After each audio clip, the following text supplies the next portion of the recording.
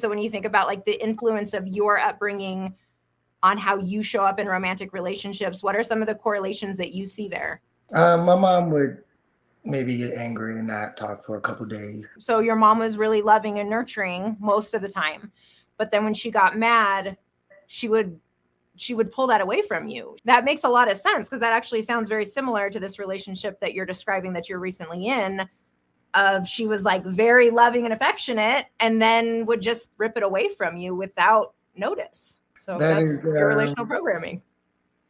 for sure. I think I was trying to reject that. You can try. I won't let you, but you can try. Right.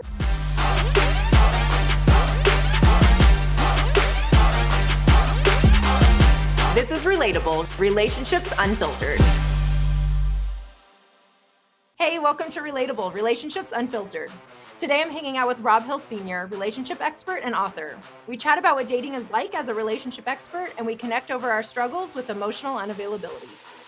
Rob, thank you for joining us today. I'm so excited to be able to chat with you. Thank you for having me. Thank you Absolutely. for having me. I love your content, so I've been looking forward to this. Thank you, and same. I love yours as well. So I want to talk about today emotional intelligence. And so in terms of when someone maybe is single and they're dating, or even in, sometimes we end up in a relationship and there's things that we don't realize right away. And so there's conversations that have to be had. And sometimes that is around maybe somebody lacking emotional intelligence. So we're going to talk about that from multiple angles. When you are dating or when you are looking for a relationship, what are some of the things that are important to you when it comes to like somebody's emotional maturity or even their emotional availability? Okay, if I can be transparent, I might be giving emotional availability more than I'm sensing it. And so that tends to be your MO, is emotional unavailability. Well, I won't call it that, but it can be summed up that way, but I will, and I'm very transparent about those periods. Right now I'm in a very open-hearted, I want love, I'm welcoming that into my world. But there have been times where I was not willing to, let's say, deal with conflict, right? I would use conflict as a, I'm out of here point. Right. So in those times, I recently dated someone who I felt like was emotionally unavailable. I'll say this. I learned this from you. Breadcrumbing. Look at you pulling out all the stops on that one. Yes. You thought I was joking when I said I loved your content. You thought I was joking. But I actually shared that several times. So that experience made me feel like she was emotionally unavailable. When in fact she was breadcrumbing. And my goal was to not call her out, but just hopefully invite her to a new opportunity. I thought that I really trusted my intentions and I trusted the space I was trying to hold. So I thought that should she,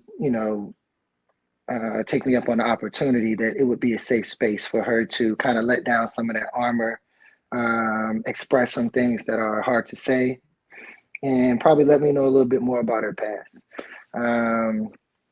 She didn't take the invite initially, so that's why things kind of fizzled out. We'll say. Yeah, and breadcrumbing. So for the listeners that don't know that term, that's like when somebody gives you just enough time or attention to pique your interest or to keep you hooked, but not enough to actually fulfill or meet your emotional needs. And that is we see that commonly with individuals with like avoidant attachment, or as you're saying, who are emotionally unavailable. There were this like extreme hot, and then there would be cold. So we could spend time, have a great weekend, have sex, do the whole thing. Yeah. And then one argument, she'll want to block me, and not want to. She'll just block me, right? And it's like, it's kind of weird. She is a couple years younger than me, 3. But it would just be weird. And then she would like maybe write me a letter or call me, private and or send me an email, and basically kind of restart the cycle. She would say things like, "I want us to be in love," or "I want you to be in love with me." And I've never really had someone say something like that, you know, um, especially after just blocking me. Sure, but I think to your point, that ties into a lot of the emotional unavailability, right? It almost sounds like the fear of intimacy, because it's like really what it sounds like is disorganized attachment style, which I can relate to. So like I'm hearing, like I have empathy for that experience of, especially when you're describing like a weekend together where you're feeling really close and connected, you're having sex, you're having intimacy, you're like all of that feels really good, and then the fear of losing you or losing that. So it's like, it sounds like she's like asking for that reassurance of like, love me, don't leave me. And so I guess that would make sense that she probably fears the intimacy of that and fears what that means, like the rejection piece or the losing you. That's fair. That's fair. And I sensed a lot of that, Yeah, and we would talk about that fear and ways to maybe approach it differently, for that didn't sure. feel so abrupt Mhm. and, kind of violent, right? Because it's like, we don't need to do that. Sure. It's a misunderstanding. It's not, I don't ever want to talk to you again in my life. But just on the, I guess more so breadcrumbing aspect. It's like you're sending pictures and then you go cold on that. You're very warm and good morning, and then it's I'm overwhelmed and I can't talk to anyone right now. It's Mm. I'm gonna come see you, and then it's I don't know. It's just a lot of. It felt like a lot of unfulfilled promises. Does that make sense?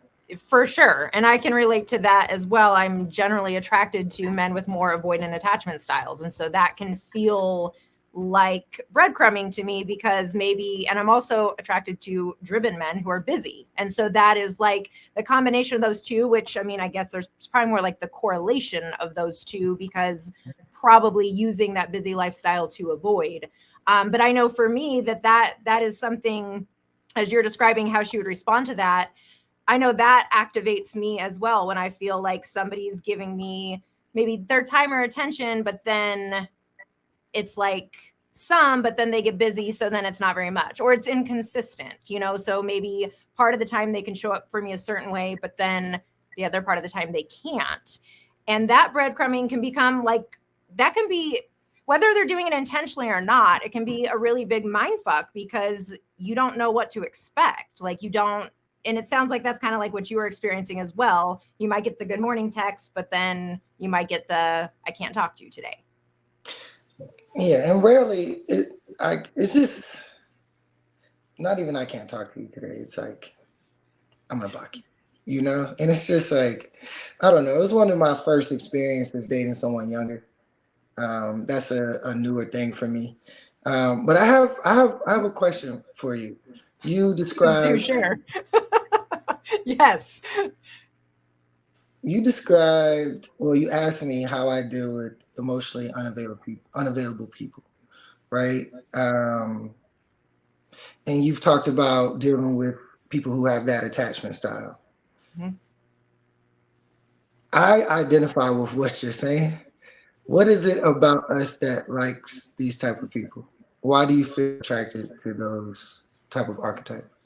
So I think that it ties into what I talk a lot about with like the relational programming. So when I think about my upbringing and I think about the lack of emotional attention or nurturance that I received. And so I being raised by emotionally immature parents. And so they weren't able to provide for me um, the attention or the validation that I needed. And then when I tie in the other aspect that like my dad worked a lot, he worked multiple jobs often, he was not around very much. And so for me, I think the programming is that almost signifies masculinity to me, masculinity in the sense that like a hard worker, a man that's working a lot, it's the protector provider thing, you know? So there's that programming piece. And so also when I've been programmed that like, I've never really gotten my emotional needs met in that way. So it's just familiar to me. And so it's what I'm drawn to. And I know that that's something definitely in my own healing and the work that I've done that I've tried to become aware of, that like I do deserve the time and attention that I desire, but it becomes really easy just to slip into old patterns and just accept the breadcrumbs that you're given. It is so easy. Yeah. When you think about your relational programming, so when you think about like the influence of your upbringing on how you show up in romantic relationships, what are some of the correlations that you see there? My mom would maybe get angry and not talk for a couple days. Very loving, very nurturing, very attentive, but we all process being hurt differently. And we had two different phases of our relationship, one where she was a single mother, one where she was a wife. And the younger side of things, you know, kind of impacted how I handled the older side of things, clashing with her, clashing with my stepfather, that type of thing. I think that I just grew up really being like a lover boy, like my mom's reflection of love. Like,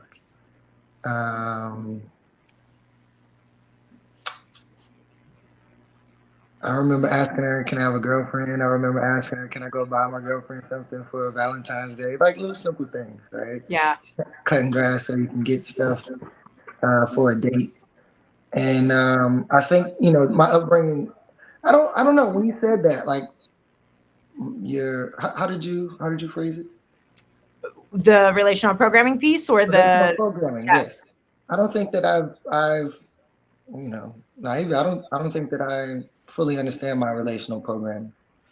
But I mean, that was that insight, that to say that, so your mom was really loving and nurturing most of the time, but then when she got mad, she would pull that away from you. She would take away that love and nurture, it sounds like, for multiple days at some points.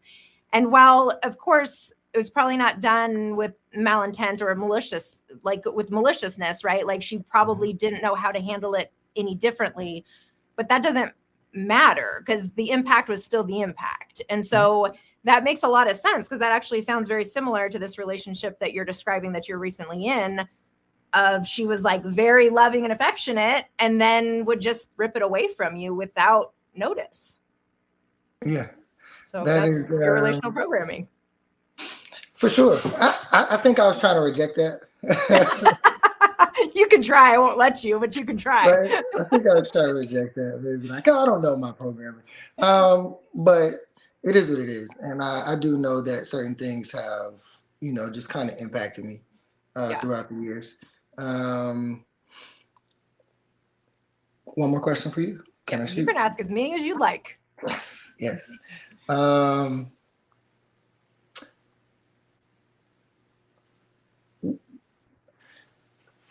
When you talk, so when you say you're single, are you single in dating, single in out of the pond? Where are you? Single in dating, or what was the second one? Or like I'm not dating anyone, like like situationship single, I guess we'll call it. So I've been dating somebody, for a few months, but that he's busy and he doesn't have a lot of time, so he falls into my relational programming. So as much as I completely adore him and everything about him, that creates friction for sure. But so I would say I am single. I am actively dating. Like there's not commitment there, but there is somebody I have been dating. Awesome. Are you having fun, or is dating hard? I have fun with him. The dating in general, which is part of the reason that I, wanted to talk about this topic of the emotional availability and emotional maturity, because that, and I would imagine you can probably relate to it as well, being in the same field, that dating, I think, is harder for us in that way. Our expectations are different. And so then when I find somebody, so this person I've been dating that can meet me on that level, there definitely, it's the connection is there. And I'm really drawn to that. And it's hard to find. And so, no, I don't think dating is fun at all. I don't think there's a lot of people, well, it's not think, there aren't a lot of people that pique my interest. And so sometimes it can feel really actually demoralizing to be in the dating world. Yeah. Do you enjoy it?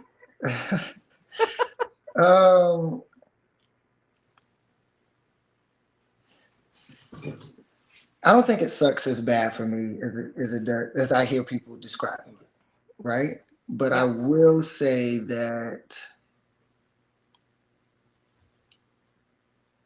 I'm not having as much fun with it as I would like to. I think that it can be a more fulfilling experience. I think that some things that are disturbing it is, and I was essentially going to ask you, how has your profession impacted your experience? And I think the profession and line of work that I've chosen and things and the topics I deal with has extremely impacted my experience in the dating world. So I think that finding certain connections is hard, and it makes me want to hold on to the ones that I have. For sure. Yeah, and I'm not sure if that's always best, right? I'm not sure if that's always best. Yeah, but it sounds like the same thing. Like, it's probably harder for you to connect with people for the same reasons that I'm describing. And so then when you do find somebody, and going back even to the sapiosexual statement, like that being connected and being turned on through intellectual conversations and through mental stimulation, that's not easy to find. And so, to your point, I do believe that my profession highly influences my dating experience. Yeah, so that's the part I think makes it hard, and a little less fun, because it's like an interview, Yes. Like yes, I've been told that people may or may not feel interrogated by my dates with them, but probably the same thing you can relate to is like, we kind of know what to get to. We know the things we're looking for in a partner, and we also know the things that might signify red flags. And so even when I'm talking to somebody on a dating app, I'm like so quick to ask, like, I have a handful of like questions that I ask pretty quick. And I'm like, that probably is such a turnoff to just be like, okay, this, and this. And they're like, hi, nice to meet you, but I don't want to waste my time. So it's kind of like, get it out of the way, So what's a good time saver question? Well, I'll ask questions about like if they live alone, if they're still legally in a relationship, if they have if they have children, what are the ages of their children? I don't like to date people with young children. So those type of things, like, I pretty much get out of the way pretty quickly. First combo? Like pretty quick. But to be fair, I will usually message with somebody maybe for like 24 hours, and then it's like, okay, something is said or done or whatever, or the lack of emotional intelligence, which I probably sound like I have a lack of emotional intelligence by describing how I screen people. But usually that will be like an indicator of, I really don't like, there's not interest to keep going forward. So what are some of the things that you screen for?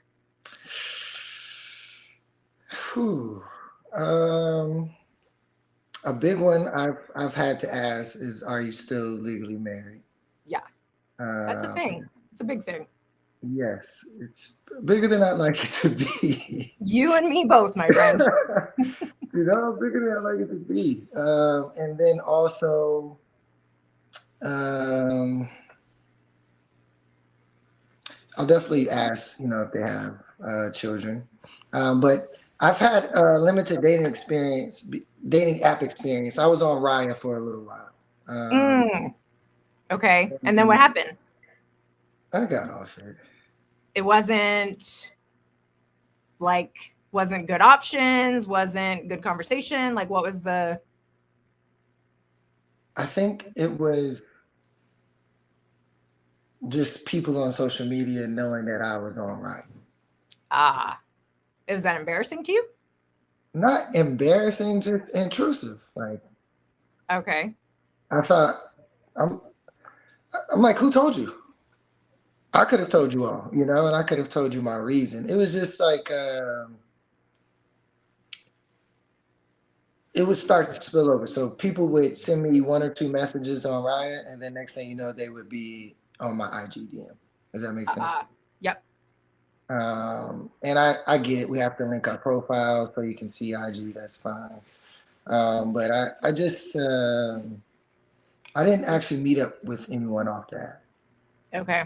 Well, I'm sure you get hit on Instagram all the time. Do you use that as a source of dating? Sure.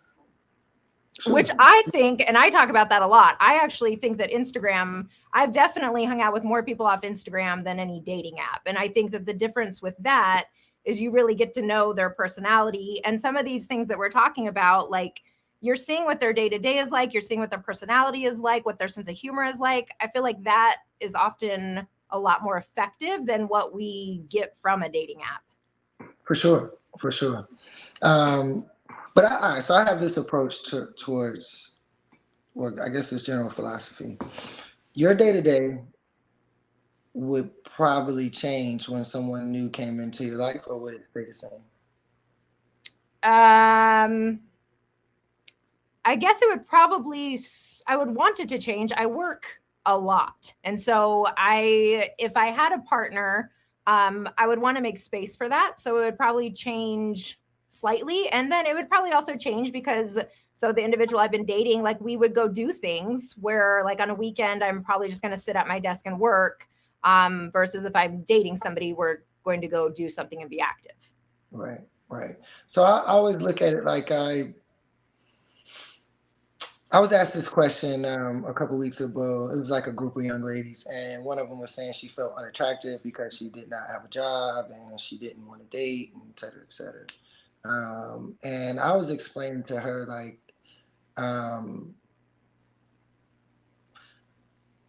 certain people, it's not about what you have when they meet you because they have the ability to create things with you. Yeah. And I've been trying to find that balance in dating, to where I feel like we have this just genuine, unstoppable ability to create life together. And that might sound like dreamy, but that's what I want, right? Yeah. Something that can be dreamy sometimes. Sure. And I'm okay with that. I'm kind of getting on a tangent now, but to essentially bring it back, some of the questions I ask are more so about the person's thought process and what they see for themselves. I'll ask how they view family and their attachments there. I will ask their relationship with money, and their beliefs about it. I will ask, because we're all super consumed with work, so I want to know what people will do when they're not chasing money. Sure. And what are some of the answers that you're looking for? Well, I'm not looking for an answer. I have my own answer. What is your answer? I'm going to be a landscape photographer, and I'm just going to travel to different places. And so I've been writing for a very long time, and I'm going to write. I want to write 50 books. But there was a point in my career where I want to stop, and I want the pictures to just speak. And I want to travel to remote places, and I want to do a show with Nat Geo. I just want to explore. I want to try food, and I want to do that with a partner potentially, right? But this is not something I want to be doing every day. But this is something that I would do 100% for $0. Sure. Because I know the communities I would want to share these photos with. I know the communities I would want to expose different cultures to. All of these things is about going to experience and kind of bring back. But also, I would be like, I don't know, nonstop serving people. I would just be more available. I Yeah. think that sometimes the pursuit of money can sometimes impact the availability to do what we're actually here to do, and help people improve their lives, help people enjoy their lives, help people have deeper, more fulfilling relationships. Mm-hmm. And sometimes I feel like I may be too busy to always practice that. Right. No, I can relate to that for sure. And as humans, we are designed, we are wired for connection. And I can really, what you're saying really resonates with me, that I stay busy because I don't have the partnership. I don't have connection. And what you said earlier about like you're in a place where you want to make space for that, I can definitely connect to that. You know, I've been divorced for about 3.5 years, and the first couple years, it was just kind of getting used to that, and it didn't feel like that big of a deal. But I would say for sure, like over the last year, there's a loneliness that I didn't expect to come up. I'm very independent. That is how I would describe myself. Like I am defined by that in a lot of ways, my independence, and that, you know, not needing a partner. But at the same time, like I want a partner and I want that connection. And so I'm aware of my emotional unavailability and how I use work. It's like, it's this juxtaposition between, right, of like, I'm using it, I want connection, but I'm not getting connection. So I'm using this to avoid, but it's stopping me from getting connection. You know, it's the vicious cycle for sure. You can relate. Yeah, 100%. That's why I said I might be the emotionally unavailable one, because I hide behind parenthood and I hide behind work. Yeah. And you have a teenage son as well? Yes, I have a 14-year-old, and Okay. I have full custody, so he's with me every day, and we spend a great deal of time. And then I coach AU basketball, and so I'm very involved in his life. And I definitely use that as a mask sometimes for my just not pursuit of a relationship, you know, or emotional availability. So it's extremely important for me now to change that language and say I'm welcoming something different, because before I was just I'll do that later. I'll fall in love later. I'll try that later. I'll do that when I make X amount or when I do this. And what I found is that, you know, you can reach these goals a lot faster than you expected, but I'm never gonna lose my desire for love. I'm never gonna lose my desire for connection. And so in the question, some of it is filtering, but some of it is like, I'm not necessarily looking for an answer. I'm trying to get to know a person. And I want to get to know somebody who knows what they want, right? Because I feel like I know what I want. But you know, it doesn't, I've asked people hundreds of questions and still feel like I don't know them. Yeah. What do you feel like for yourself? So if you're identifying as potentially emotionally unavailable, like what specifically would have to change in order for you to, so you're speaking it into existence, like I want to create space for this, but what would actually have to happen behaviorally to make space for it? Well, I think that there's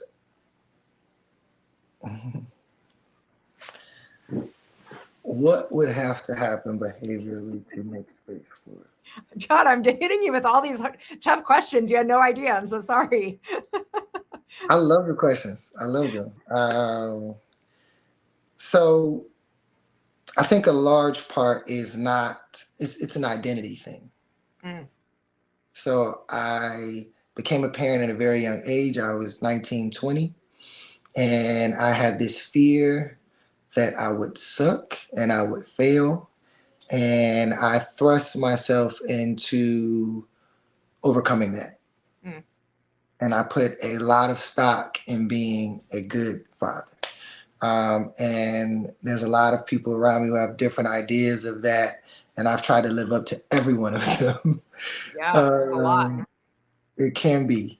Um, so it would take some reshaping that. I'm still me. I also am a father, and I don't have to um, live under some 8-year-old, 9-year-old, 19-year-old fear, right? Because I have actual experience, like 15 years, Yeah. that are proof that that fear was false. Also, it would take some identity switching in the sense that I wasn't always thinking of myself as I'm gonna grow up and be a husband one day. I see young ladies, thinking about being wives and maybe imagining different things, and I understand a lot of that is programming, but I just started to think of myself as a husband or as somebody who should be a life partner. Right. Before this, I have always thought of myself as the fun guy, for lack of better words. Yeah. Because I was pushing so much of the seriousness down the line. So a lot of this is just identity switch. And I was pushing the seriousness out of fear, right? It's like, I can only handle one thing at a time. Yeah. Don't know Reprioritizing. exactly. And then also, um, the tangible things is maybe joining some dating apps, maybe actually taking some pictures and sharing my face on social media. Oh, yes, that's a novel thought. Maybe I should try these things, right? Sure. And not trying to live in Bruce Wayne mode. But ultimately, it's really just lightening up, you know? Yeah. Rob, you want to be loved. You have a great deal of love to give. And I think that you should enjoy how that process unfolds. And I think for so long I needed it to be perfect. I don't want to fail in front of my audience. I had an extremely public breakup, and I was on blogs and TMZ, and it just was like, I'm gonna go into my small little world, you know. So it's just redefining, all of these experiences and what's important, because I don't necessarily want to be alone. I don't have a fear of that, but I do have a fear of settling for an unfulfilled relationship just to have company. For sure. I can relate to the identity piece a lot because that has been, being raised with a father that did not show up for me in the way that I needed. I definitely have had this issue with men, I guess, for probably a very long time. And so that kind of became part of my identity, like the whole I don't need no man. That was so important to me. And so it's just been over the last couple of years that for me to reframe that in my identity, that it felt like such weakness to even like I allowed men to be part of my life in a very limited capacity. But for me to really say like, I want a partner, like I want somebody to do life with, that has been an identity shift for me for sure. Because, and after my divorce, I'm like, I'm never getting married again, which I stand by that. I'm not getting married again. However, I would still like a person to do life with. I would like a person to come home to after work and things like that. But for sure has been an identity shift as well, because there's like this cringe in me of like, I pride myself on being independent. So the thought of that, which is like so hypocritical because so much of my work, which, I talk about that a lot, that I am still human. As a relationship expert, I'm still human. And so I can struggle with both. I can. But isn't that the beauty of this work is we get to be complex while we do it. Yeah. We get to not have it all figured out. We get to still have some dynamics that are still sharp and some curveballs, right? But that's why I love it. Yeah. Because I'm not pretending. Exactly. And that's this platform for sure. Yeah, and it makes you relatable. As I'm looking at that in the background. Thank you. I appreciate it. I see what makes your content feel so tangible for me, because there's actual lived experience. Right. And I think, to me, more than anything, I want to learn from the guy who had some painful breakups and went through some things and it wasn't perfect, but he ultimately figured it out, or understands why things happen. But I don't know if I'm gonna learn as much from somebody who just, it was perfect. You know, I found the love of my life when I was in high school and it all worked out. And that wasn't necessarily my experience. I was a military kid, you know, so I had a lot of interruptions.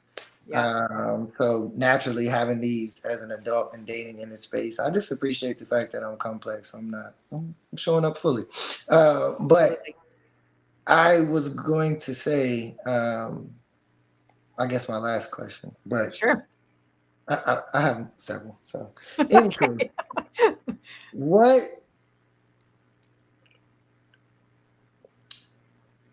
what makes a woman feel safe? Is that where the question's ending? Or is there more to it? Yes, and there's a two-part. Okay. Do women ask themselves, does he feel safe with me? Ooh, okay. Beautiful follow-up.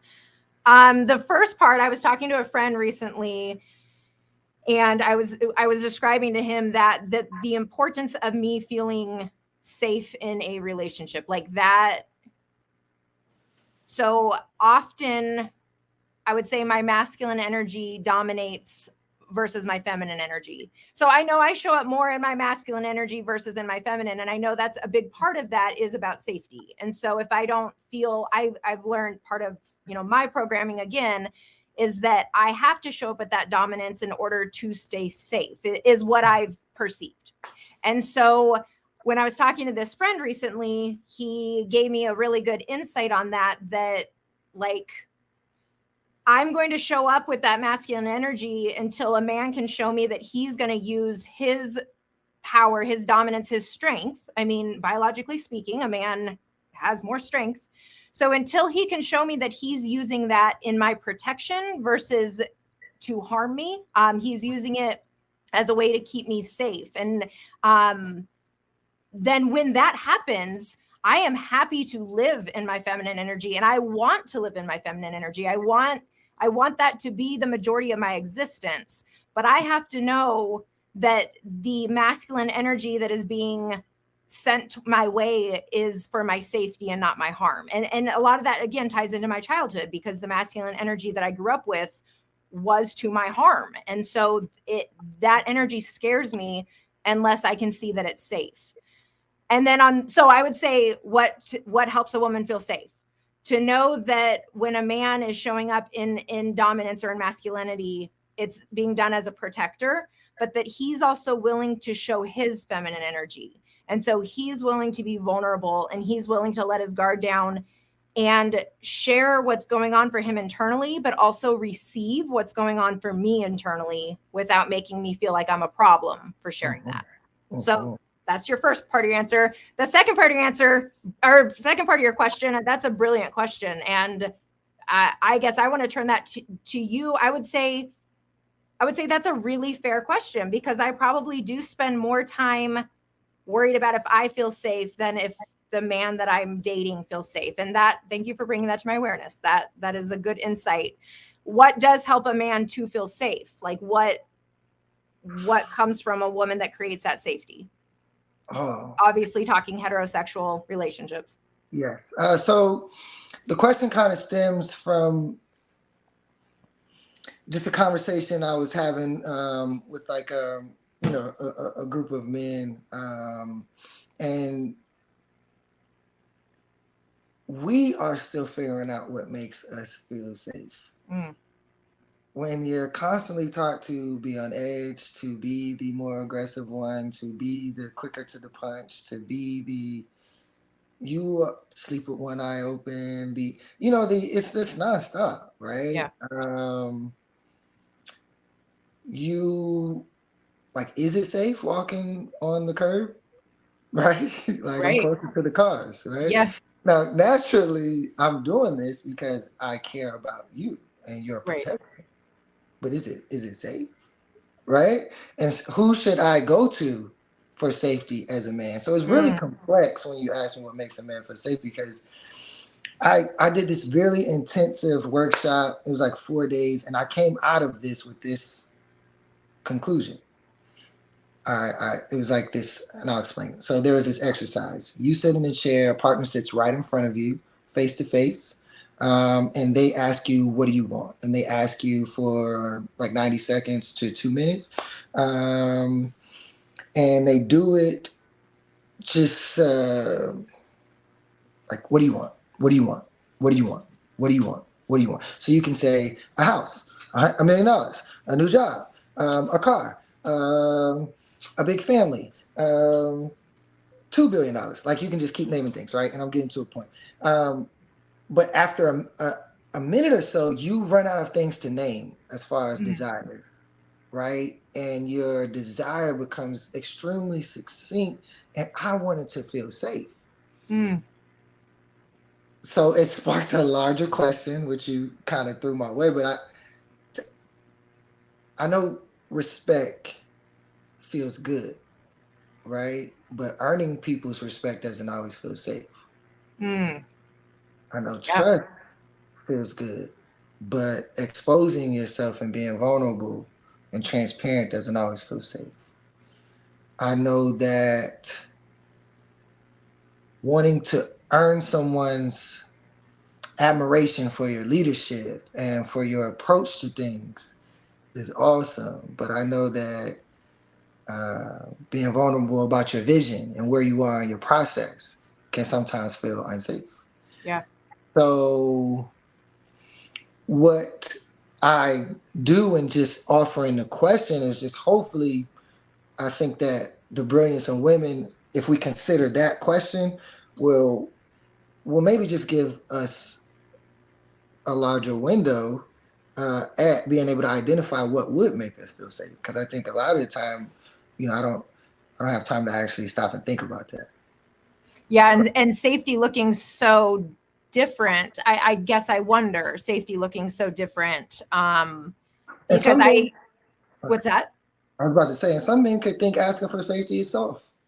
Sure. And I wonder though, like when I think about, even the most recent relationship that I've been in, and I know what's been translated that makes him not feel safe. And that's when, and I hear this a lot with my couples clients and stuff, is maybe when a woman comes across as overly critical or demanding or doesn't point out what he is doing well, how he is showing up, then, and that's what I mean about the difference in safety, is that we all want to feel physically and emotionally safe, but I do think that the emotional safety piece does look different amongst the genders. 100%. But I think, that's a good question and a good thing to get my wheels turning. Well, because we always say, we want men to be transparent. We want men to be vocal about how they feel. We want men to be expressive on these things. And for a woman, she would need to feel safe to offer those things. Completely. And it becomes that cycle, right? That we both have to take a risk. And as you're saying, we have to maybe both feel unsafe temporarily to open up the space to then allow each other to feel safe. And then I really do think safety breeds safety. And so when we allow ourselves to be vulnerable enough to allow that other person to feel safe, they often will do the same. But so much easier said than done. And reality is that no matter how much trust we build, life is going to throw us some unforeseen circumstances that can shake either of our foundations. Yeah. It's our job to still maintain a partnership in unsafe moments. And to me, that is, the challenge, which is like, I don't know how to make life 100% safe, but I do know how to survive it. Sure. I do know how to thrive in it, Yeah. And I think love is sometimes, like you said, just being willing to step outside of that own personal idea of safety and risk being exposed for a greater opportunity. That's just how I see it. Yeah. And I think the bigger picture of safety is even like, yeah, you're right. Life is going to happen and we are going to have ruptures in our dynamic, but the willingness to repair and to know, going back to your earlier point, that if there is conflict, that doesn't have to mean it's the end. And I know for me, like, as I've been working, doing my healing over the last couple of years over on this topic specifically, that's something that creates safety for me, is that if there is conflict, I have to know that that doesn't mean it's the end, that like now everything we've been working on is out the window because of this one piece of conflict. If anything, that just puts my guards right back up, and I'm not going to let you in. So yes.